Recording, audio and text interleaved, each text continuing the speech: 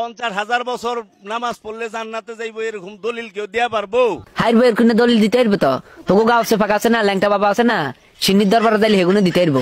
বাবা শাহালি যদি আমাকে জাহান্নামে নেয় আমরা জাহান্নামেই যাবো। শাহালির কেন হিসের কা উল্টে দশাই আমি কোকা গাই দিয়ে জাগা মতো শাহালি কিনলে তোর কেন মানে এরকুনে হাগল বানাইছে আমি বুঝি না।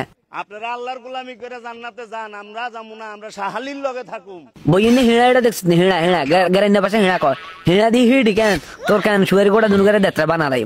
যারা আল্লাহর গোলামি করে এরা যায় দেখেন গা মানুষের কাছে বাসে টাকা চায়।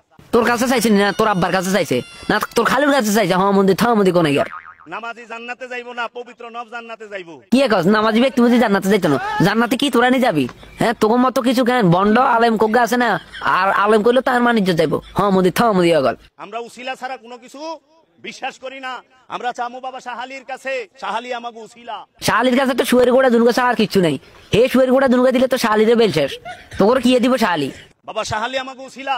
বাবা শাহালি যদি আমাকে জাহান্নামে নেয় আমরা জাহান্নামেই যাবো। দা শাহালি লাগে জাহান্নামে যা জাহান্নামে যাইলে দেখতে বাদির কইছে কেন মুখ দিহিটা ধরবে আতানে পাতানে হেলো ওরে আল্লাহ রে ও বাবা রে কই দৌড়তে হইব কি কইছে কথা বুঝত নি কইব না রে দিন শেষে আমরা তো কেন আঙ্গ পিয়ার কথা শুনুন ভালো ছিল। হাল সারা কোরআনের এক জায়গায়ও 5 ওয়াক্ত নামাজের কথা স্পষ্ট নাই, সরাসরি কোনো আয়াতে নাই। তুই কোরআন শরীফ বললে না তুই সরাসরি বুঝতে তুই আসলে কেন 5 ওয়াক্ত নামাজ কি কোরআন শরীফের মধ্যে আছে না কিতাবের মধ্যে আছে? তুই তো নামাজে হরস না।